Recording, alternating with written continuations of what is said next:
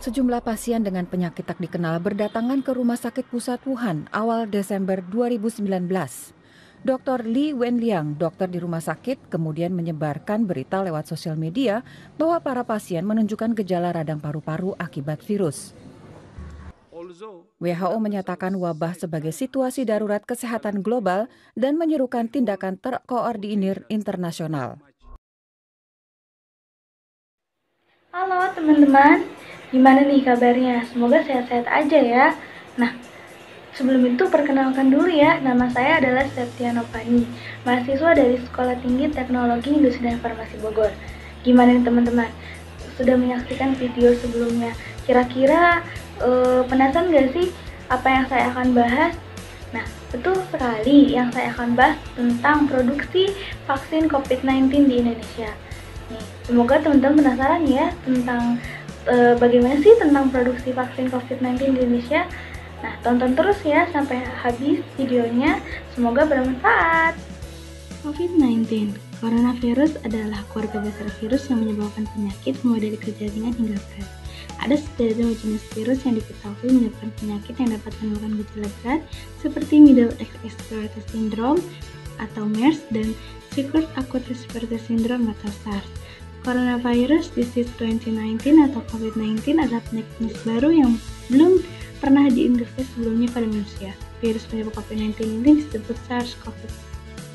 Penyebaran virus COVID-19 pada tanggal 31 Desember 2019, WHO China Country Office melaporkan kasus pneumonia yang tidak diketahui etiologinya di kota Wuhan, Provinsi Hubei, China.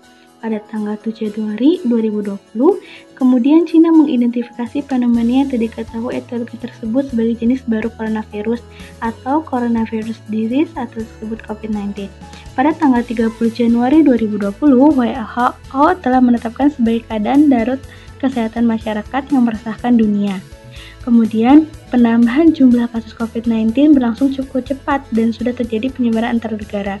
Kasus pertama kali di Indonesia pada tanggal 2 Maret 2020 sebanyak 2 kasus.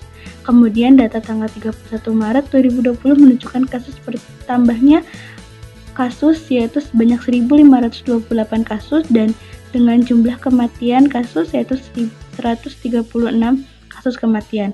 10% Novel coronavirus bukanlah hal yang baru, melainkan hasil dari mutasi virus serupa, yaitu dari MERS dan SARS. Nah, virus tersebut berbeda dengan virus corona sebelumnya yang beredar, di mana SARS yang berasal dari kelelawar dan sementara MERS yang ditularkan oleh unta. Sejauh ini diperoleh kesimpulan apabila virus COVID-19 mengalami mutasi pada kelelawar, lalu berlanjut ke ular dan berakhir pada manusia. COVID-19 menular terutama melalui droplet. Alat perlindungan diri APD merupakan salah satu metode efektif pencegahan penularan selama penggunaan rasional. Komponen APD terdiri atas sarung tangan, masker wajah, kaca pelindung, dan facial dan gaun non-steril atau baju lengan panjang adalah hal yang perlu dilakukan. Nah, mencuci tangan pakai sabun adalah salah satu upaya mencegah melalui tindakan sanitasi dengan membersihkan tangan dan jari, jemari, dan sifat corona. Virus corona terbagi menjadi 4 jenis genus, yaitu alpha coronavirus, beta coronavirus, gamma coronavirus, dan serta delta coronavirus. Namun, virus corona seringkali menyerang manusia hanya berasal dari genus alpha dan genus beta yang paling berbahaya. Sementara virus corona yang menyerang hewan adalah genus delta dan genus gamma. Secara struktur, virus corona terbagi 3 jenis, yaitu memiliki persamaan dari segi struktur maupun morfologi. Virus corona juga mempunyai sejumlah karakteristik, yaitu bersifat single set RNA, sehingga mudah untuk mengalami mutasi. Selanjutnya terdapat 4 macam protein yang berperan penting dalamnya, antara lain protein spike, protein maksid, protein erfolog, dan protein nukleoprotein. Dari keempatnya, protein spike merupakan jenis paling sering melakukan mutasi karena memiliki peran sebagai reseptor yang menempel di host. Virus corona hanya tergolong host spesifik, artinya hanya bisa menginfeksi antara binatang atau antar manusia saja, tapi dengan adanya proses mutasi, kemungkinan untuk menginfeksi makhluk hidup lainnya. Selain itu, corona juga memiliki perubahan yang dipengaruhi oleh lingkungan, host, waktu, serta perubahan sifat RNA-nya, sehingga dapat terbilang mudah sekali untuk bermutasi dan tertular dengan yang lainnya. Gejala COVID-19 yaitu berupa demam, batuk, sesak napas, hingga sakit tenggorokan. Nah, gejala-gejala ini umumnya muncul dalam waktu 2 hari hingga 2 minggu setelah pasien terpapar virus corona. Sebagian pasien yang terinfeksi virus corona bisa mengalami penurunan oksigen tanpa adanya gejala apapun. Kondisi ini disebut dengan heavy hypoxia. Penanganan virus COVID-19 itu dengan mencuci tangan, memakai masker, tidak saling berjabat tangan, dan tidak berkumpul. Oleh karena itu, hendaknya masyarakat ikut serta mencegah penyebaran virus dengan menjaga imunitas, menjaga lingkungan, menggunakan masker saat berada di ruang terbuka, mengelola makanan dengan tepat, dan segera ke dokter apabila mengalami gejala seperti sakit tenggorokan, flu, batuk, demam, atau sesak napas. Masyarakat harus lebih waspada terhadap gejala virus. Penanganan virus COVID-19 dapat berupa social distancing atau pengganti istilah menjadi physical distancing. Alasannya menegaskan bahwa ada perintah tetap di rumah untuk mencegah penyebaran virus corona. Namun demikian tidak merubah atau memutuskan kontak dengan orang lain secara sosial loh. Upaya lainnya dapat berupa berada di rumah saja ya, dengan belajar di rumah, bekerja di rumah, menunda kegiatan pertemuan yang dihadiri banyak orang, tidak saling berkunjung, cukup di rumah saja. Dengan begitu, intinya kita tetap harus menjaga jarak fisik untuk memastikan tidak menyebarkan penyakit atau menularkan penyakit. Namun kita tetap harus menjaga hubungan baik sosial kita dengan baik. Oleh karena itu, tetap di rumah aja ya. Yang kedua adalah vaksin. Vaksin adalah satu zat senyawa yang berfungsi untuk membentuk kekebalan tubuh terhadap suatu penyakit. Vaksin terdiri atas berbagai jenis dan kandungan. Macam-macam vaksin tersebut dapat memberikan Anda perlindungan terhadap berbagai penyakit yang berbahaya. Vaksin merupakan suatu agen biologis yang memberikan respon imun terhadap antigen spesifik yang berasal dari patogen penyakit menular. Vaksin sudah banyak digunakan untuk mencegah berbagai macam penyakit. Hal tersebut tidak menutup kemungkinan vaksin dapat digunakan untuk mencegah penyebaran virus COVID-19. Vaksinasi merupakan upaya yang paling efektif untuk mencegah penyakit menular. Baik secara individu maupun kelompok, vaksinasi sangat dibutuhkan. Contohnya, dalam suatu kelompok terdapat beberapa individu yang tidak mendapatkan vaksin atau belum melakukan vaksinasi. Maka kelompok tersebut dapat melindungi orang-orang tersebut yang tidak melakukan vaksinasi. Nah, setiap orang perlu mendapatkan vaksin, terutama bayi dan anak-anak, karena mereka memiliki daya tahan tubuh yang masih lemah dan berkembang. Vaksinasi adalah cara paling efektif untuk mencegah penyakit menular. Badan Kesehatan Dunia atau WHO menyebutkan pemberian vaksin anak hingga dewasa terbukti bisa mengurangi beban masyarakat yang ditemukan oleh infeksi penyakit menular. Para pakar pun terus berupaya memastikan keamanan vaksin melalui penelitian-penelitian yang sudah dipublikasikan secara internasional. Pemerintah melalui Kementerian Kesehatan mewajibkan pemberian vaksin anak untuk mencegah sejumlah penyakit. Vaksin anak daerah endemis atau daerah tempat terjangkit suatu penyakit secara luas. Ikatan Dokter Anak Indonesia juga telah menyediakan panduan jadwal pemberian vaksin anak sesuai dengan usia. Orang tua dapat mengakses vaksin anak secara gratis di puskesmas atau posyandu. Selain vaksin wajib, vaksin pilihan tak kalah penting sebagai upaya pencegahan penyakit. Namun, selain anak-anak dan bayi, orang dewasa juga perlu mendapatkan vaksin. Orang dewasa disarankan mendapatkan vaksin jika memiliki beberapa kondisi atau faktor seperti berusia lanjut, sedang hamil atau menyusui, penyakit kronis seperti asma, diabetes, dan penyakit jantung, daya tahan tubuh yang lemah misalnya karena kemoterapi, lewat operasi, transplantasi organ, atau menderita infeksi HIV/AIDS. Belum pernah mendapatkan imunisasi wajib sebelumnya, bekerja yang di tempat. Bagaimana cara kerja vaksin? Nah, jenis vaksin adalah merangsang sistem kekebalan dalam tubuh orang tersebut untuk melawan antigen, sehingga apabila antigen tersebut menginfeksi kembali, reaksi imunitas yang lebih kuat akan timbul. Vaksin mengandung bakteri, virus, dan komponennya yang dengan kemajuan teknologi sudah dikendalikan. Vaksin mengandung antigen yang sama dengan antigen yang menyebabkan penyakit. Namun, antigen yang ada dalam vaksin tersebut sudah dikendalikan atau dilemahkan. Maka pemberian vaksin tidak menyebabkan orang menderita penyakit seperti jika orang tersebut terpapar atau terpajan dengan antigen yang sama secara ilmiah. Vaksinasi adalah kegiatan pemberian vaksin kepada seorang di mana vaksin tersebut beli satu atau lebih antigen, yaitu tujuannya apabila nanti orang terpapar terpajan antigen yang sama, maka sistem imunitas yang tersebut akan dihancurkan oleh antigen tersebut. Hal tersebut tidak menutup kemungkinan vaksin dapat digunakan untuk mencegah penyebaran COVID-19, penyakit yang sekarang sedang melanda dunia. Target untuk vaksin COVID-19 secara umum adalah protein S. Biasanya dalam proses produksi mengikutsertakan 2 langkah penting yang perlu dilakukan sebelum vaksin dibawa ke uji klinis. Pertama, vaksin diuji dalam model hewan yang tepat untuk melihat apakah itu protektif. Namun, model hewan SARS-CoV-2 mungkin sulit untuk dikembangkan. Jika dilihat dari kecepatan produksinya, vaksin DNA dan RNA memungkinkan untuk diproduksi secara cepat. Pembuatan vaksin tersebut didasarkan pada prinsip penyimpanan asam nukleat ini dalam beberapa sel yang divaksinasi, memaksanya untuk membuat protein virus imunogenik.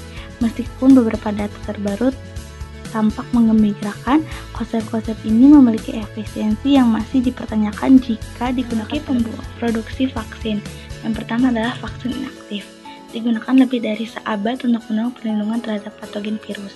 Vaksin inaktif merupakan salah satu dari 3 vaksin yang berfungsi saat ini.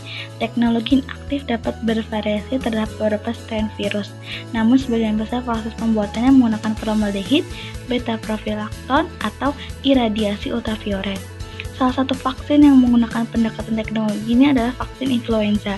Secara komersial, produk vaksin tersebut dihasilkan dari virus influenza hidup yang ditumbuhkan dalam telur berembrio. Selain itu, teknologi ini telah berhasil dikembangkan untuk flavivirus lain sebagai virus demam kuning dan virus penyakit radang otak atau Japanese encephalitis. Teknologi ini juga digunakan dalam pengembangan vaksin inaktif untuk SARS-CoV-2.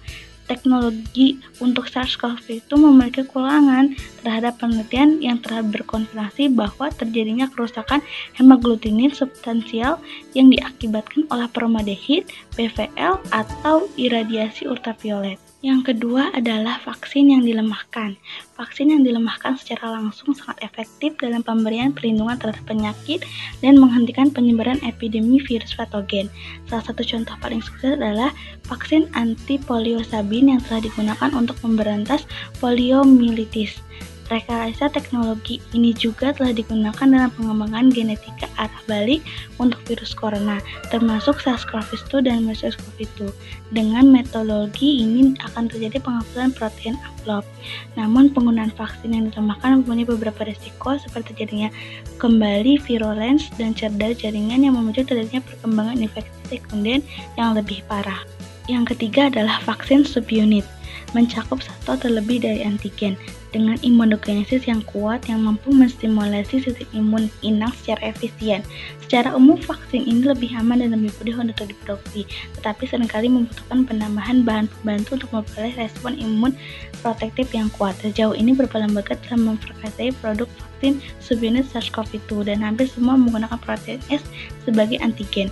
Dilaporkan bahwa vaksin subunit protein virus S untuk SARS-CoV menghasilkan titer antibodi netralisasi yang lebih tinggi dan perlindungan yang lebih baik dan lengkap daripada SARS-CoV yang dilemahkan. Protein S yang panjang penuh dan vaksin protein S berbasis DNA. Yang keempat adalah vaksin berbasis vektor virus. Vektor virus yang sebagai teknologi potensial untuk terapi gen dan vaksin.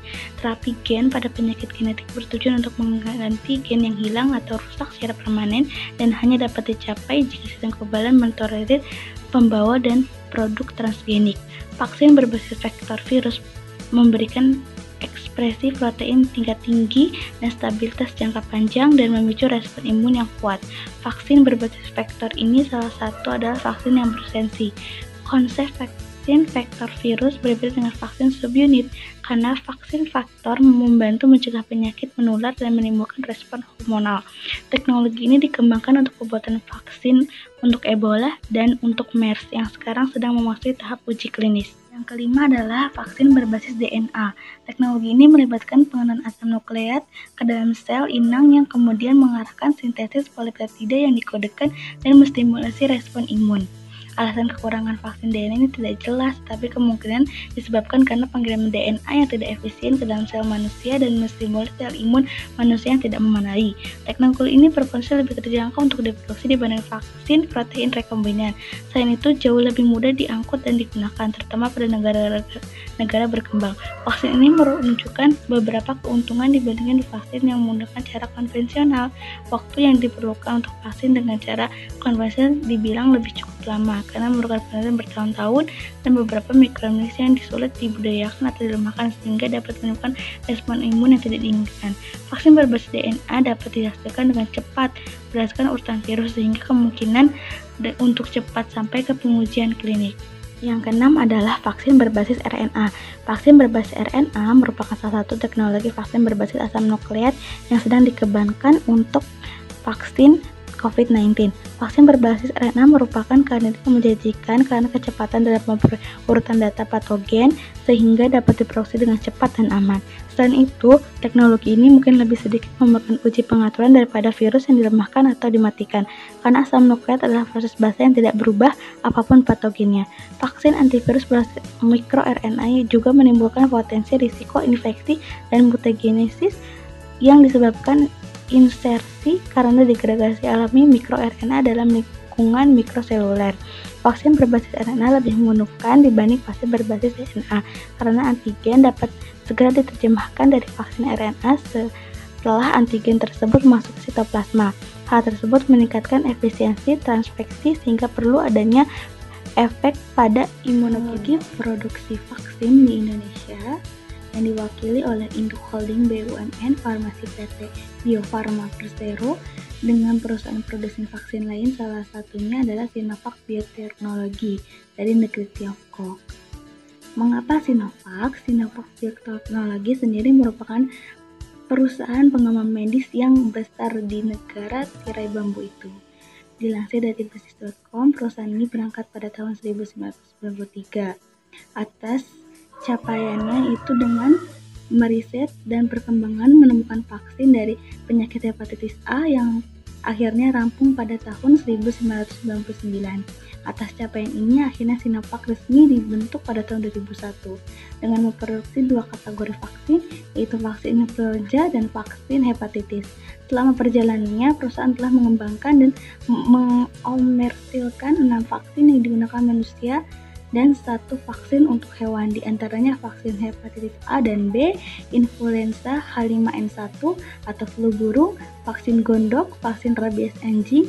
Mereka juga pertama kali menemukan vaksin influenza H5, maksud saya adalah H1N1 atau flu babi di dunia. Sebelum pandemi COVID-19 memuncak, Sinovac telah berada pada proses pengembangan vaksin baru terhadap enterovirus 71 yang menyebabkan penyakit tangan, kaki, dan mulut yang parah di antara anak-anak. Teridentifikasinya virus SARS baru di Wuhan pada Desember tahun lalu akhirnya menggerakkan Sinovac segera untuk menemukan formulasi vaksin penangkalnya. Dimulai pada akhir Januari 2020, Sinovac menjadi salah satu dari 4 produsen dunia yang sudah bergerak ke tahap akhir pengujian calon vaksin COVID-19.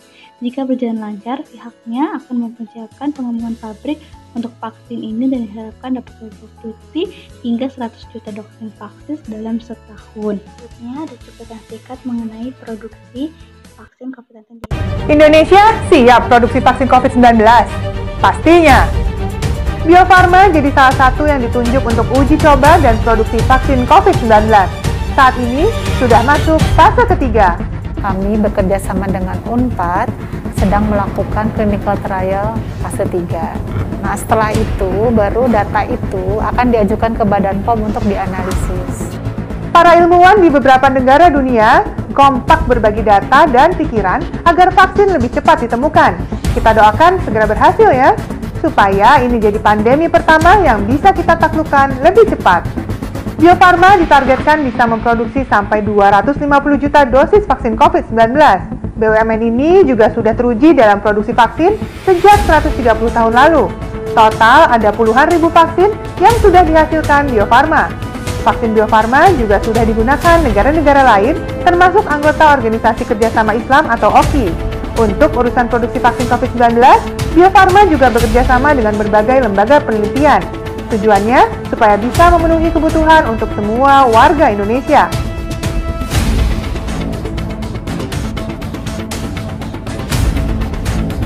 kita ingin produksi vaksin COVID ini segera bisa dilakukan. Yang perlu kita ketahui dan menambah optimisme kita bahwa kita bisa melakukan itu sendiri. Indonesia juga bekerja sama dengan beberapa negara untuk dapat mempercepat proses pembuatan vaksin COVID-19. Kita tinggal menunggu vaksin COVID-19 bisa diproduksi massal. Jadi jangan lupa, kalau vaksinnya sudah ada, nggak usah ragu. Ulama dan pimpinan agama sedunia sudah sepakat kalau vaksin itu boleh dan penting untuk mencegah penyakit. Yakin, Indonesia pasti bisa produksi vaksin COVID-19. Gimana nih teman-teman, sudah menyaksikan kan tentang semua rangkaian videonya? Semoga dapat bermanfaat ya. Jangan lupa subscribe, like, and comment. Bye-bye.